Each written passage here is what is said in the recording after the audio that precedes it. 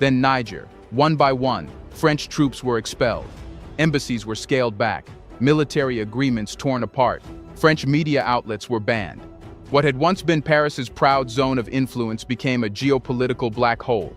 And at the center of that storm was Ibrahim Traore. He wasn't just defiant, he was surgical.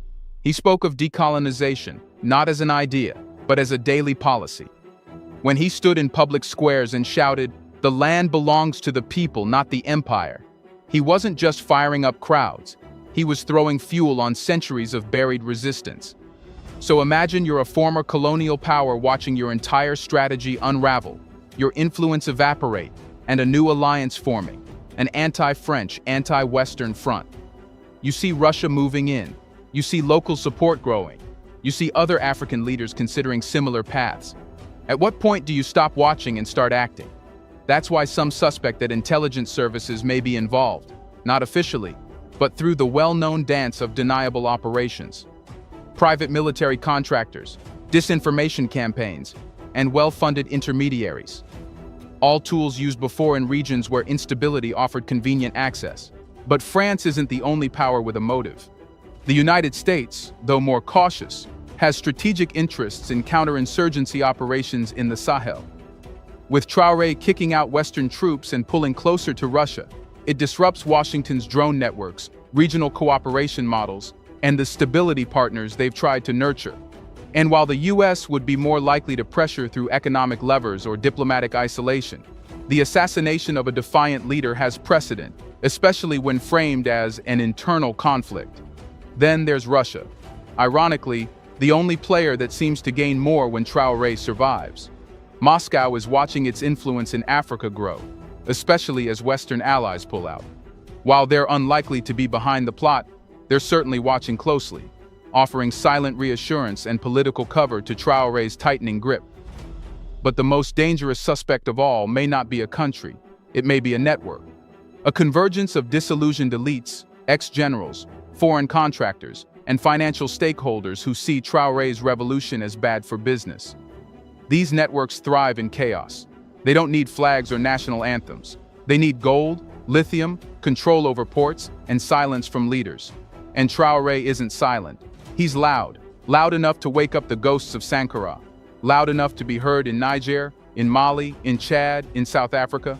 That's why someone offered $5 million, not to kill a man, to kill a movement, and yet the movement lives. For now, the plot failed, the message didn't, which leads us to the next question.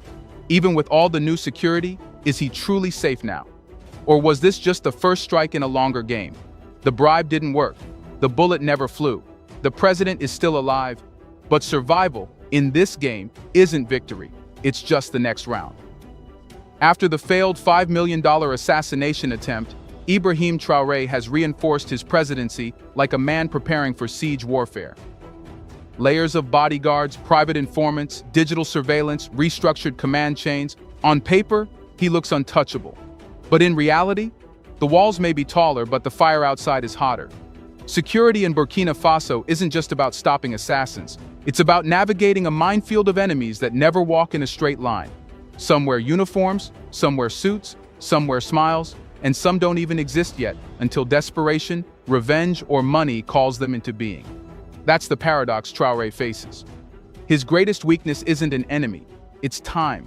Because every second he stays in power, he increases both his influence and his list of enemies. For every reform he pushes, someone else loses power, money, or relevance. For every border he secures, a smuggler loses a route. For every French firm denied a contract, a diplomat makes a phone call. Protection buys him days, not guarantees. Let's start with the most critical layer of his new security: human loyalty. Traore has doubled down on screening, monitoring, and rewarding those closest to him. But humans are volatile. Loyalty can turn sour in silence. Resentment brews quietly, especially when power shifts fast. Ambition, rivalry, fear. These things eat at the inside of any inner circle, and no amount of cameras or background checks can detect betrayal still waiting to be born. And while Traore's intelligence network is more active than ever, digging into communications, mapping military gossip, even tracking financial transfers, there's a difference between surveillance and omniscience. You can monitor phones, but you can't intercept unspoken bitterness. You can trace encrypted emails, but not hallway glances or midnight conversations in courtyards. The very act of tightening control often creates the very thing it tries to prevent: desperation. Officers passed over for promotions, loyalists who feel expendable. Volunteers who once fought with purpose are now watching their villages being neglected. The pressure cooker effect is real. And in Burkina Faso, where coups are whispered before they're fired, you don't always see the next plot coming. You feel it shifting in the air. Even the volunteers for the defense of the homeland VDP, who remain one of Traore's most loyal tools, are not immune to this decay. Many of them are unpaid or underpaid, operating in brutal terrain with little backup. They may love Traore today, but in war zones, hope has an expiration date. If morale dips, or if they begin to feel they're being used as pawns without real empowerment, loyalty can corrode fast. Then there's the external. What if everything changed overnight? What if, one morning, the people of Burkina Faso woke up not to the speeches of a revolutionary leader, but to breaking news of his assassination? April 16, 2025. A date that could have plunged an entire nation into chaos. In the shadows of Ouagadougou, a sinister plan was unfolding. A plan designed to silence Captain Ibrahim Traore. A plan that involved betrayal at the highest levels, from within his own army. A plot backed by enemies of progress, fueled by fear of a rising Africa, and orchestrated with deadly precision. But they failed. This is the story of the failed assassination of Burkina Faso's most controversial and courageous leader. Of how traitors within the military were exposed. Of how foreign interests and terrorist collaborators nearly changed the course of history. And of how the people, from the streets of Ouagadougou to the heart of Paris, rose in unity and defiance. This isn't just about Traore. It's about the future of the Sahel. About sovereignty, betrayal, and survival. Stay with us as we uncover the events of April 16th, the day they tried to kill a revolution. What you're about to hear isn't just another news story. It's the chilling truth behind a deadly plot to assassinate President Ibrahim Traore, destabilize Burkina Faso, and throw the entire Sahel into turmoil. At the heart of it all, a plan to drag the country back into the grip of imperial control. But that's not all. This story also exposes how external influence, particularly from France, can push one African nation to turn against another. It's a painful reminder of the lengths some forces will go to in order to stop Africa from standing on its own feet. Before we dive deeper into this shocking series of events, please make sure to like this video, leave a comment with your thoughts, and subscribe to the channel so you never miss important updates like this. According to a public statement from Burkina Faso's Minister of Security, the assassination plot began to unfold several weeks ago. The country's intelligence service had been closely monitoring suspicious chatter. What they discovered was disturbing. Intercepted communications between a high-ranking individual and known terrorist leaders. These exchanges weren't just casual messages. They contained sensitive information about the positions of Burkina Faso's defense forces, internal security operations, and even the movements of the volunteers for the defense of the homeland. It was a massive breach, one that, if successful, could have brought the country to its knees. And yet, this plot was stopped, just in time. Someone inside the system was leaking sensitive military secrets, not just vague rumors or half-truths, real, precise information about Burkina Faso's defense operations. The kind of intel that only someone on the inside could access. And they were sending it straight to the enemy, to terrorist leaders. As soon as these shocking communications were intercepted, they were rushed to top security officials in the country. What followed was a swift and discreet investigation. But from the very start, one thing was clear. This betrayal came from within the Burkinabe army. And after weeks of digging, the truth came out. The mole wasn't just any soldier. He was an officer, someone trusted, someone respected. His name? Bahari Abdraman, a member of the Military Justice Battalion, a man who had sworn an oath to protect his country, now exposed as a traitor of the highest order. Let's stop for a moment and really think about this. How does a soldier, a man who's worn the uniform, who's seen the horrors of terrorism firsthand, who's probably carried the bodies of fallen comrades, turn around and hand over national secrets to those very same killers? This wasn't just betrayal. It was personal. It was painful. Imagine what President Traore must have felt when he learned that someone from within his own ranks had chosen to side with the enemies of the nation. But unfortunately, this is just the beginning. What comes next will leave you speechless. As the investigation deepened, military officials turned their focus to the traitor's unit of assignment.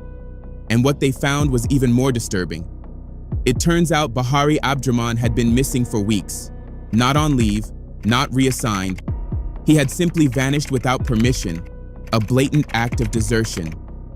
His superiors, unaware of the sinister truth, had already begun the formal process of labeling him a deserter under military law. At the time, they might have assumed he had run off due to stress or personal issues, but they were wrong. He hadn't just abandoned his post, he had run after betraying his nation. And the worst part, he wasn't alone. The pattern of betrayal ran deeper than anyone expected. The kind of detailed intel that had been passed to terrorists could never have come from one man alone. It was a network, a web of treachery inside the Burkinabe military, and the authorities were beginning to unravel it. One by one, more names surfaced. Traore Joani, an active duty officer in the Burkinabe army. Zerbalauku, a former non-commissioned officer. Commander Uedrago Frederick, who was on duty at Burkina Faso's Integrated Operations Center, one of the most sensitive posts in the military. And perhaps most shocking of all, Kaboy Constantine, an officer who had gone abroad for military training in Europe, only to abandon the Burkinabe army and join the armed forces of Ivory Coast. Each of these men had once taken an oath to protect their homeland. Instead, they became instruments of destruction. This wasn't just betrayal anymore. It was a full-blown conspiracy, one that could have brought down the leadership, dismantled national defense, and opened the floodgates to foreign interference and terror. And yet, the truth was coming to light. The cracks were being sealed, but the fight was far from over. All of these officers, every single one of them, weren't acting alone. They were part of something bigger, something far more dangerous. According to intelligence reports, this wasn't just a rogue group of soldiers plotting in secret. No, this was a coordinated effort backed by foreign powers. And at the center of it all, support from authorities in Ivory Coast. The plan was chilling in its ambition, to completely destabilize Burkina Faso, and then use the chaos as justification to hand over the country's leadership to an international organization. Did you know that almost all African countries with the largest gold reserves export all their gold? In other words, foreign companies, mostly Western, come to African countries, mine gold, and take it with them to their countries. In return, a small fraction is paid instead of sharing profits and offering pure gold. That's why most African countries struggle to stabilize their economies. Their resources are being stolen. But guess what? The president of Burkina Faso, Ibrahim Traore, has risen to challenge the West and their exploitative tactics. Just recently, he has issued an order that bans all gold exports. Instead, Burkina Faso will own this gold and will use it to back up its currency. In this way, Burkina Faso's currency will become the only one in the world that will be pegged by gold and therefore will become most valuable. But how has Ibrahim Traore banned gold exports, and how the West is responding after its gold markets got shaken? Let's know about that in this video. What's happening in Burkina Faso is beyond even the imagination of those who want to see Africa always dependent. As of the latest news, Burkina Faso is making a major effort toward economic independence with the creation of its own Treasury Deposits Bank under the leadership of Captain Ibrahim Traore. According to the government's official announcement, President Traore officially inaugurated the Treasury Deposit Bank, BDT, on Friday, August 2, 2024, at its headquarters within the Public Treasury in Kuluba. This launch is more than just the opening of a bank. It's a bold step toward reclaiming the nation's financial sovereignty. The BDT is designed to provide accessible banking services to all citizens, with a network extending through regional, provincial, and departmental treasuries to ensure everyone, regardless of location, can access these services. As a public financial institution, the Treasury Deposit Bank will cater to a wide range of clients, including public institutions, state companies, local authorities, international organizations, private businesses, NGOs, and individuals. Its primary mission is to manage the banking functions of the public treasury, offering services like account management, resource collection, and transaction processing. Additionally, the BDT will introduce digital payment methods and develop innovative banking services to meet the evolving needs of its customers. The establishment of the Treasury Deposit Bank is a crucial step for Burkina Faso in its journey toward full monetary sovereignty. For years, Francophone countries like Burkina Faso have been denied true central banks, relying instead on institutions like the Central Bank of West African States, often seen as mere extensions of the Bank of France. This arrangement has allowed European countries, which lack their own gold mines, to accumulate large gold reserves that are, in reality, plundered from African nations. President Ibrahim Traore is fully aware of this exploitation, where foreign companies extract vast amounts of gold from Burkina Faso while the country sees little of its wealth. In response, Traore has taken decisive action by banning gold exports and reclaiming control over the nation's resources. Under his leadership, the military junta has suspended the issuance of export permits for artisanal and semi-mechanized gold and other precious commodities, effective immediately. In other words, no gold mined inside Burkina Faso will leave Burkina Faso's borders.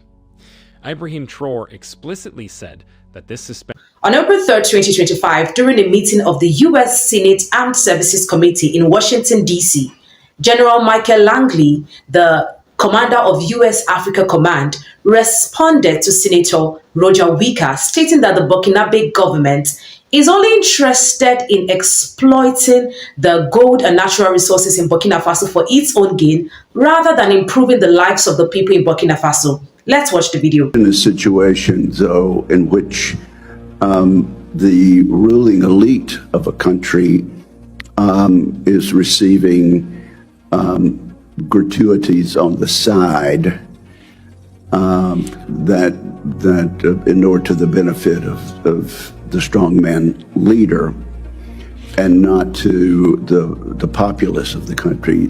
Does that sort of corruption and bribery go on with regard to the Belt and Road? Absolutely, Chairman. I see this, and I don't mind calling them out, but Captain Traore and Burkina Faso, as they know that both, whether it's their gold reserves, that is all those proceeds are just in exchange to protect the junta regime. In return, Burkina Faso released a press statement to these allegations, I must say. Let's read it.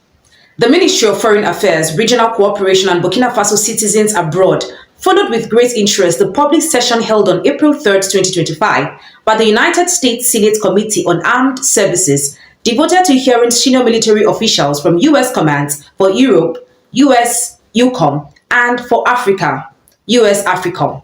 At this session, answering a question not directly related to Burkina Faso, General Michael Langley, commander of U.S. AFRICOM, made some regrettable comments, to say the least, with serious inaccuracies about Burkina Faso and its government, without supporting his statement with the slightest evidence. By claiming that Burkina Faso's mineral resources, as well as certain revenues from cooperation with the People's Republic of China, might not be beneficial to the population and might rather serve to protect the regime in power, General Langley is taking a stand, deliberately ignoring this new sovereignty momentum of Burkina Faso. Such unsubstantial, unfounded, and eminently political comments are all the more worrying because they were made within a parliamentary body as prestigious as the U.S. Senate by a senior military official. The ministry hereby protests strongly against this wrong statement with no aim rather than harming the image of the government of Burkina Faso, especially for efforts made in the fight against corruption and in defending the interests of the Burkina Faso people. Two major priorities of the president of Burkina Faso, His Excellency Captain Ibrahim Traore. The ministry formally denies such allegations, Concrete actions conducted on the ground show the sincere commitment of the Burkina Faso authorities to fostering inclusive and sustainable development. Far-reaching reforms have been undertaken in the areas of agriculture, water infrastructure, education, and health to improve the distribution of resources that will benefit populations. Since he took office, His Excellency Captain Ibrahim Traore worked resolutely to improve public governance. All revenues from mining are now returned to the state coffers and are being rigorously and transparently managed under the national budgets. General Langley should have rather focused on his area of expertise by providing the members of the Senate Committee with a more balanced analysis of the causes that led to Burkina Faso to review some military cooperation agreements in respect of its sovereignty.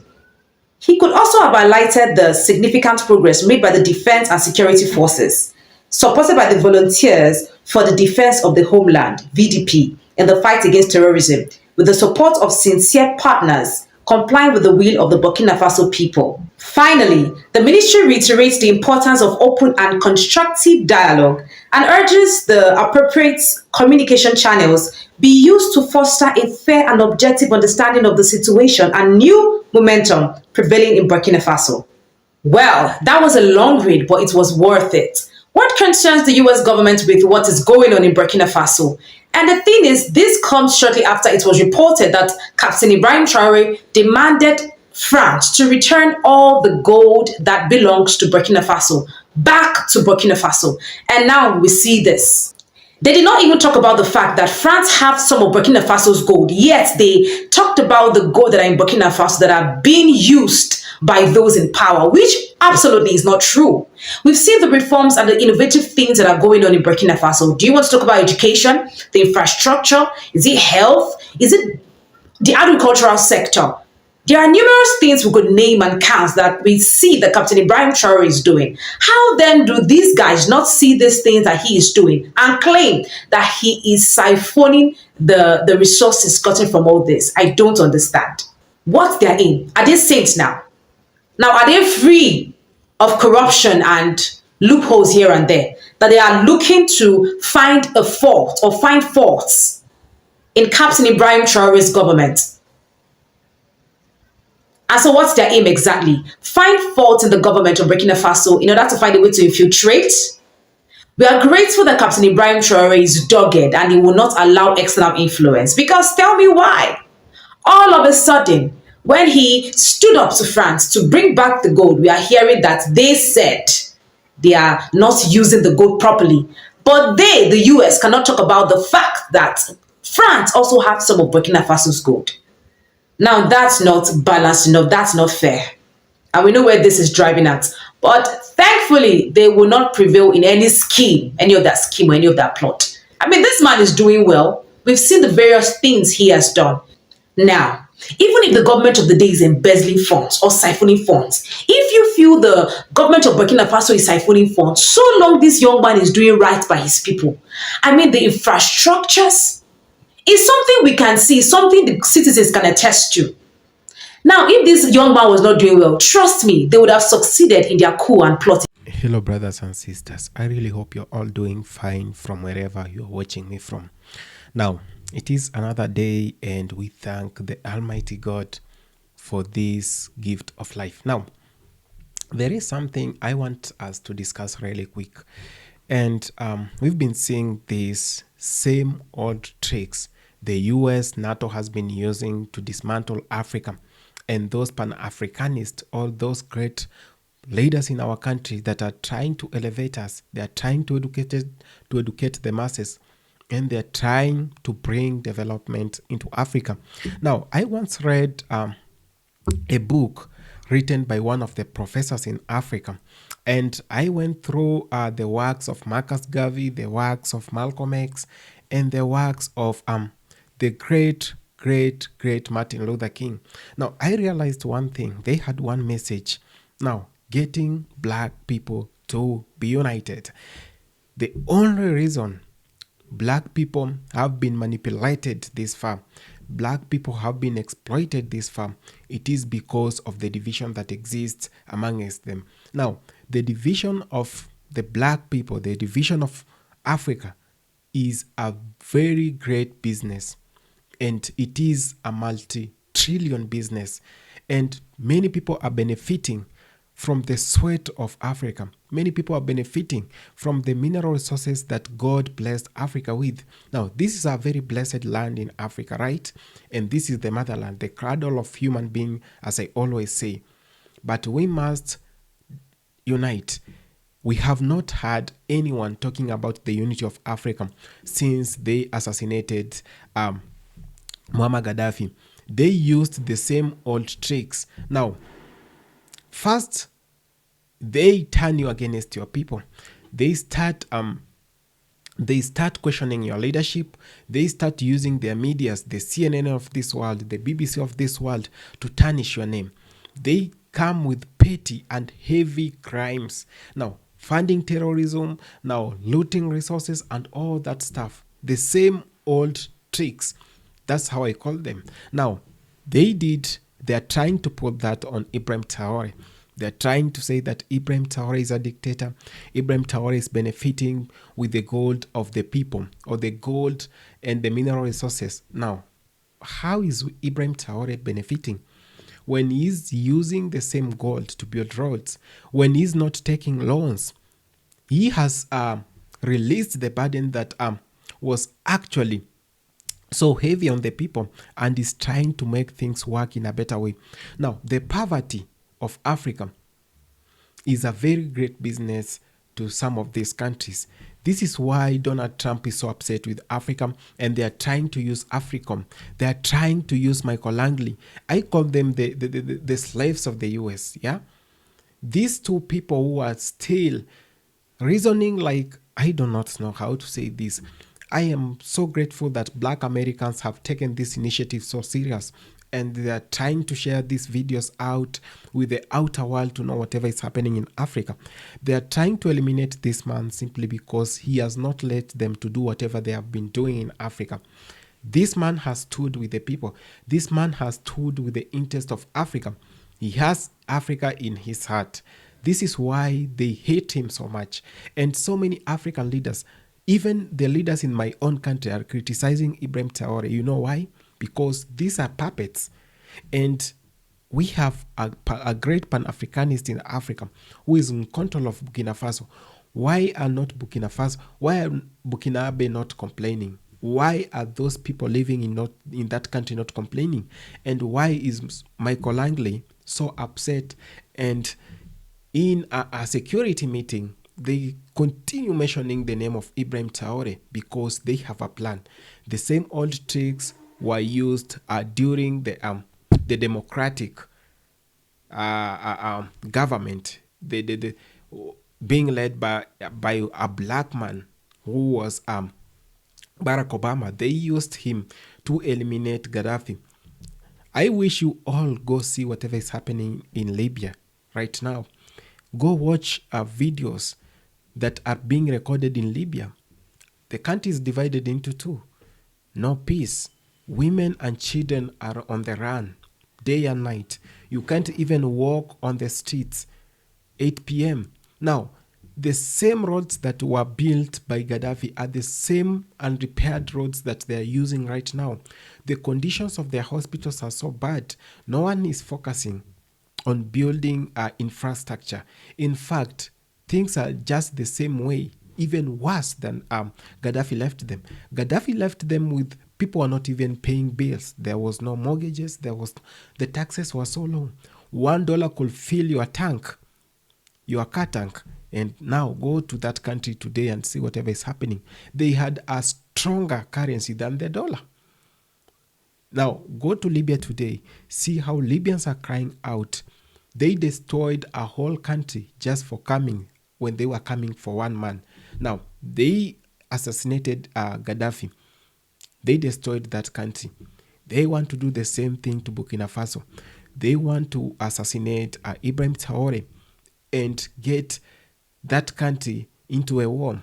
Then it will be their best chance for NATO to get mineral resources out of that country. The only problem Ibrahim Traore has done, the only thing that they are after Ibrahim Traore is because he has not allowed them to loot and extort the people in Burkina Faso by taking the mineral resources. In fact, he went ahead and built a gold refinery, which is not in, it is nowhere else in Africa. It is the first in Africa. African mineral resources have been taken out of Africa. They come, take your land, they try to bribe you with some cash after knowing that there is gold in your land. Then if you do not accept, then the government takes it by force. Then it gives to these foreign companies. Now they might take this money, not take the mineral resources out of your country. They go refine them. Then it comes back in billions of in billions of dollars. Ibrahim Traore simply said, if you want to do that, you come, let's have an MOU, a memorandum of understanding. Let's go business to business, because this gold, this oil belongs to the people. It belongs to the people who are in this country. You can't take oil and gold from Burkina Faso and let the people suffer and toil in total poverty. We should not be accepting these things. That's the only thing this man did, which was so pissing off to these Western countries. Emmanuel Macron is after his life. Donald Trump, they're now discussing on how to eliminate him. You all know, but I'm very grateful that our African Americans, Jamaicans, Caribbeans are now standing with Ibrahim Traore. People have now sharing. They even Ibrahim Traore is trending worldwide because this man has done whatever so many puppets cannot do in Africa. This man has stood for the truth. It is through this man that we've known the Western countries are evil. It is through this man that we've known these countries, our countries are rich, and we are not as poor as we think. We are poor because we've allowed them to take everything that belongs to us. And we are poor just because we have not been successful in electing some good leaders or supporting some good leaders. This time round, they come with their old same tricks. We know them. There is internet. We've seen whatever Ibrahim Traore has been doing, and we say enough is enough. Brothers and sisters, do not accept them to eliminate Ibrahim Traore. Share these messages everywhere. Share so that they know we are standing with Ibrahim Traore, and nothing else is going to stop us doing that. I've always been sharing the videos of the good things Ibrahim Traore is doing. Some people call him a dictator. If democracy is whatever has made us this poor, if democracy is whatever has made our countries into wars in the ERC, then I do not want to be associated with democracy. Democracy has done far worse than it could. In fact, democracy is a fallacy in Africa. They have used that as a weapon to make sure that this continent is poor, and they have always had a way to manage and take our mineral resources. Thank you so much for watching this video. Please, brother, if you're watching this video, or sister, do not forget to share. Share it on WhatsApp status. Share it on your TikToks. Share it everywhere, because I'm not limiting, because we want to share this message. Everyone in the world should see whatever is happening in Africa, and why Donald Trump is as evil as the predecessors and all those who are before him. We are not going to accept this time round. Thank you so much.